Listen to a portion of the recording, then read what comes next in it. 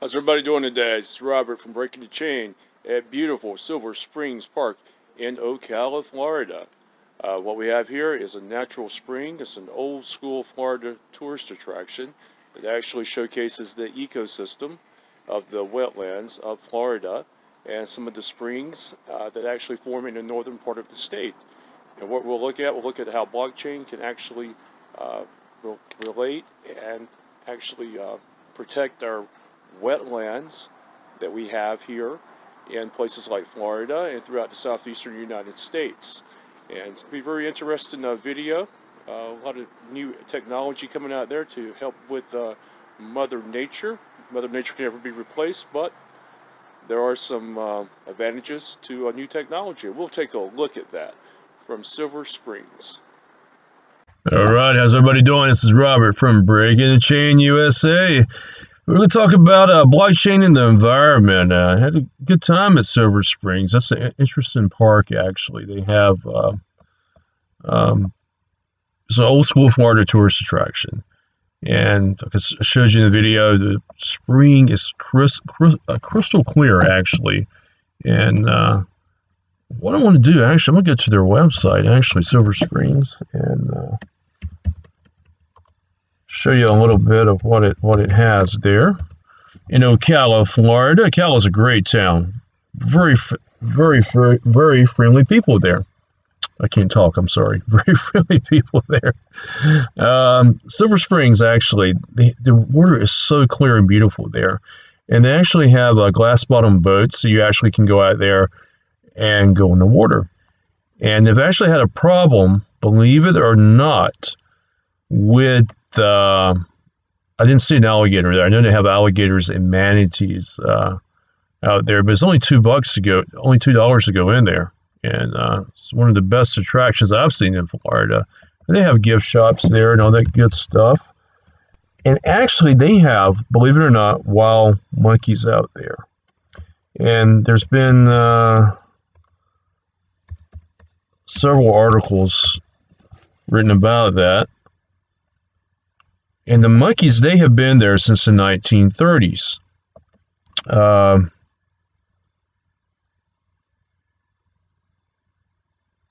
some of them, they say, carry viruses and stuff like that. That's what they say. But I don't know. I didn't see any out there. But these monkeys are wild, though. They're actually in the river, along the river that goes through Silver Springs, actually out there. But they want to remove these monkeys. It's hard to catch them. They were brought there in the 30s, actually. There's Silver Springs right here. Brought there in the 30s when they actually filmed Tarzan movies there. And they escaped and they multiplied. And some species, actually, they say they tried to attack people. It's been a while, though. But I didn't see any. But they say if you're out there, the thing you do not stare at the monkeys. Because the monkey, if you stare at them, they will come after you. And it's kind of like you can't see them, but they can see you, kind of thing. You know, kind of like an alligator or snake, you know. But I did not see any of them, and I don't want to run into any of them. But it was really quiet out there for the most part. You don't want to get in contact with them, actually. But they're trying to get rid of them, though. They're trying to. But monkeys can be vicious sometimes. So if you're down in Silver Springs, be careful. That's all I got to say. Along that area. But I didn't see anything. I'll be honest with you. I didn't see anything. It was very peaceful, very tranquil, very nice. Maybe it's just certain times they come out. But nevertheless, I did look out for them. But we're talking a little bit about, we'll go back here. Blockchain making a difference in the environment. There's different ways actually that blockchain can help the environment and help it. My computer's acting up. Here we go. There's different ways that blockchain actually can help the environment, actually can monitor the environment. As far as giving for charities and so forth. But a lot of environmental agencies are raising money for the environment and so forth, trying to make the world a better place, which I agree with that. That is beautiful. Blockchain can make a difference. Some of these companies are scam companies, and they need to be transparent of where their money is going to be going to. You know, I'm seeing a company like, for example, this is a global company. They're all for the environment. The money you donate is going to be used for cleaner air, water, so forth. That is great. But is it legit? And one of the things I point out actually with that, if anybody remembers the stimulus package that was introduced, billions of dollars, and maybe this was done in good faith, but here is a list of companies, millions of dollars were given federal support from the stimulus package. And here's a list of bankrupt, faltering or bankrupt green companies. And what they did, they took the stimulus money and went out of business and put it in their pocket. It didn't go to help the environment like it was supposed to do.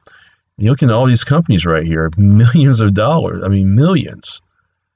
I mean, I don't know exactly which ones went out of business, but well, we have, okay, some of them filed for bankruptcy. There's a lot of them here that filed for bankruptcy. You know, that is, you know, I don't care if you're Republican or Democrat or independent, you know, if you're trying to help the environment and give money, doesn't it make you mad that there's companies out there that do this? I mean, it does me. I mean, I'm neutral, you know. I mean, there's times I'm independent myself. So, but this one made me really, really mad. And the thing about it is, you have people like Al Gore. I mean, Al Gore, maybe I don't know much about the guy. I have no beef with the guy. I know he's going to be our first billionaire environmentalist. He won a Nobel Peace Prize. Good for him. But wouldn't you like to see the money that he's raising for the environment, along with any company, along with any person who's raising money for the environment? Don't you want to see that on a blockchain where everything's recorded, is transparent? We can see where this money went to. We can see what organization it went to, what it was used for, our carbon emissions. Was it used for to plant trees? You know, we can look at every detail to see where it went to make sure it's not going into somebody's pocket.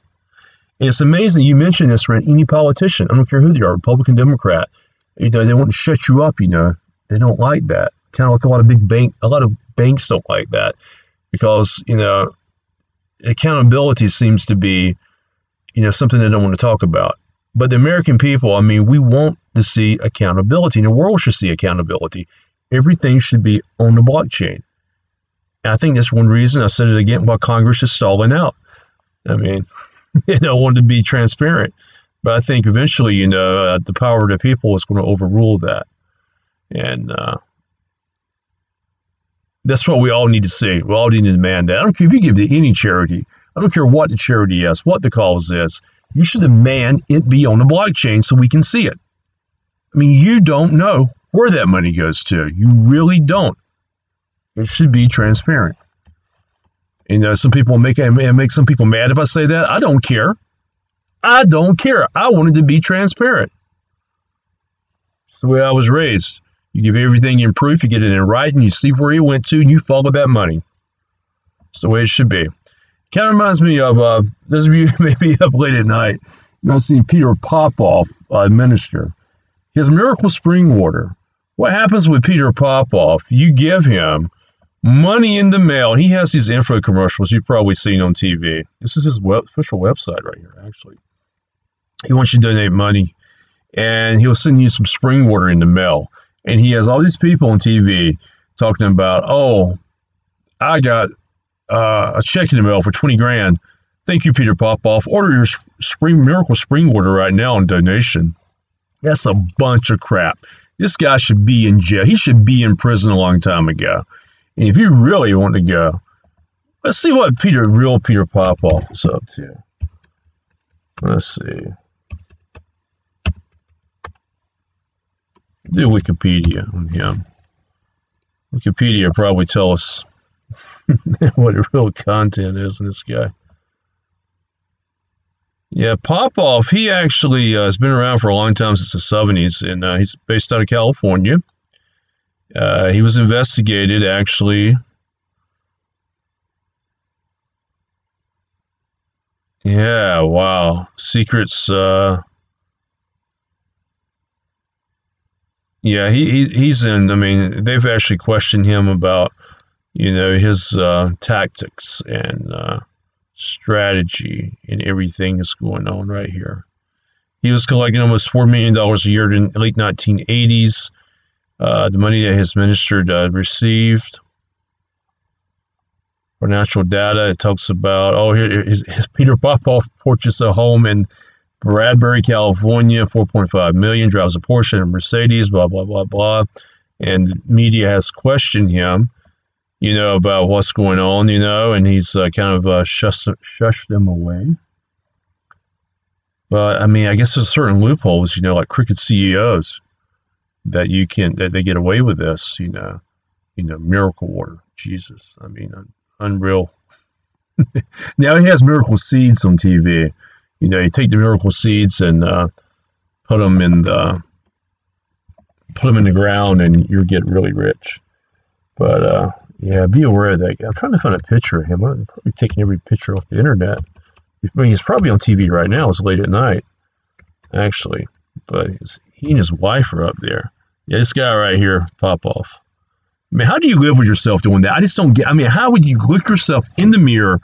Go outside. I don't care if you drive a damn Lamborghini or freaking Ferrari. I don't care what kind of freaking house you live in. You do something like that, I'm sorry. There's a special place in hell for you. I mean, there is a special place in hell that you will be there for freaking eternity and sweat your balls off every day. And excuse me for saying that. I said that. I'm sorry. We're burning your balls off every day. Okay. Enough of that. But yeah, the blockchain task force, actually, Santos, he's actually created that. And one of the things to look at is actually the environment with blockchain and how it can be beneficial for the most part. And this is actually a Forbes article right here that came out. Can blockchain technology save the environment? And this gives a synopsis on how that can happen. It goes into a little detail about different practical solutions that can be used. It talks about Bitcoin, the energy it uses. That's why I believe in proof of stake coins like XRP versus proof of work. Proof of work does take a lot of energy, so they're more eco-friendly.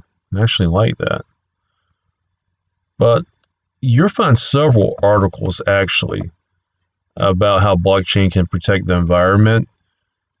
Stop climate change. Is it really going to stop climate change? I would say nothing's going to stop climate change, but it talks about the energy consumption, recycling, supply chains, how it can be used. Everything can be tracked. We go back to putting everything on a ledger. Plastic bags, energy consumption that can be on the ledger as well. So we have, just a lot of stuff, nonprofits, environmental treaties, carbon taxes, incentives. So a lot of good avenues are going to be introduced with the environment, which I think is great as long as it's legit. That's what it goes for. And we can see where money's being sent. Things are improving. Keep a record from that. I'm all for that. I think anybody should be for that. That's my opinion. But and you're talking about blockchain's impact on the environment. A lot of people are talking about Bitcoin, the amount of energy it uses and consumption for mining. Mining takes a lot of energy. So like there again, that's why I think your proof of stake coins are better. But that's what we have right here regarding blockchain and the environment. Anybody has any information that they can provide any more insight on this? I'm not a scientist. Just let me know, and I'll be glad to discuss it. Maybe put it in a future video, actually. But one more right here: environmental impact of blockchain. It's different ways, we can look into it. rainforests, deserts, windmills. It's like anything else, you know, like retail, a retail video. Endless opportunity, actually. And with that, we're going to go into, I got a video here I'll show you, actually. It's the Devil's Millhopper sinkhole. It's a sinkhole in Gainesville. You actually can go down into it. That's where Tom Petty actually used to go to when he was in high school to write songs in the Heartbreakers. It's pretty interesting. But we're actually go into this right here in North Florida. And since we're actually in Ocala around Silver Springs, we'll actually look at Ocala now. Ocala has a lot of springs here. This is like Silver Springs right here. I don't know if it's a Silver Springs or not, but a lot of people do get out there. The secret is, you know, if you swim with the manatees, actually alligators are afraid of manatees. The manatees are bigger, but they never really interact in the same waters that much. And right here you have it's Lake City right there. But Ocala is right here in the middle of the state, just north of Orlando and just west of Daytona Beach right here. And I spent a night there actually in Ocala. It's a great town. I mean, everybody was so nice and so friendly there. Yeah, let's see what's going on in the MLS in Ocala right now.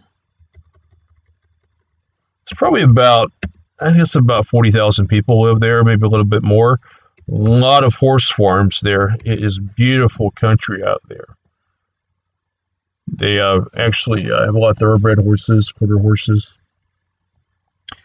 And we have some new construction. The first thing that comes up in Ocala, the village is actually a large retirement community, 100,000 people. Is just south of there, huge area. But you're looking at your standard Central Florida home. When you get around Ocala, it kind of it's kind of like the border of North Florida and Central Florida, and you start seeing a lot of homes like this right here. A lot of these homes have Spanish tiles on them, hurricane reinforced. Not bad. I mean, a lot of one-story homes there. These homes are actually a very affordable price range. 183, a little bit higher. We'll see many brick homes in that part of Florida, but it's a great area though. It's not a lot of traffic there. You're easily accessible to Orlando, Tampa, Jacksonville. You can get in the car, go almost anywhere. Great area we have here in Ocala. Actually, take this back a little bit to here we go.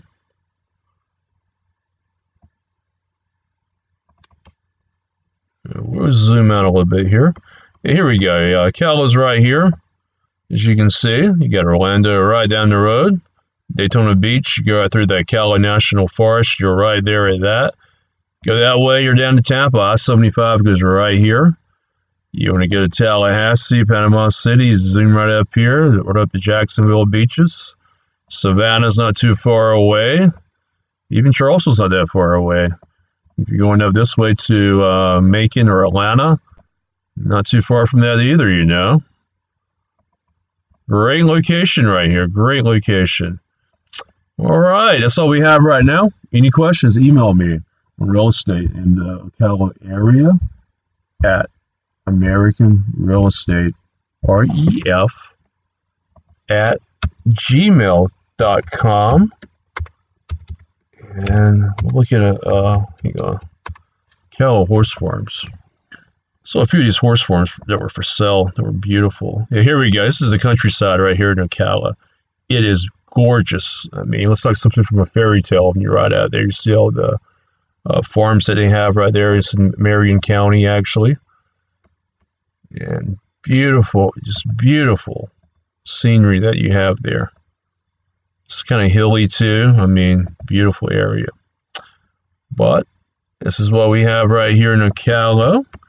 And like I said, email me, American Real Estate, REF at gmail.com for more information on this area. And also, anything on blockchain, actually, you can email me at breakingthechainusa@gmail.com. If you want to buy a horse farm, we may not know a few horse farms that are for sale, actually. It's actually a group here. These guys are good right here. They specialize in just selling horse farms, actually. And they're not cheap, though.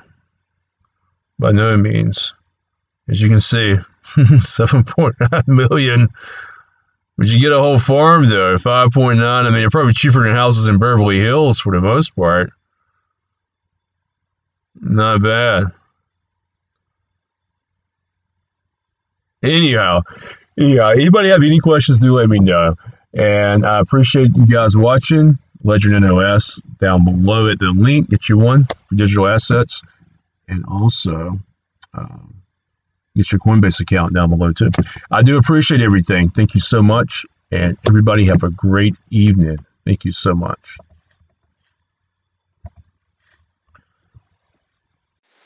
How's everybody doing today? This is Robert from Breaking the Chain here at the Devil's Millhopper Sinkhole, actually in Gainesville, just outside of Gainesville. This is actually a separate ecosystem. It's like a rainforest ecosystem, as you can see. We have different plants and vegetation here, like you would see in a rainforest. It's like a mini rainforest, actually. And down below, we have the sinkhole. And what we're going to do in this episode is talk about how digital assets and blockchain can actually help the ecosystem and the environment in places like this, and protect their wetlands and all of that good stuff.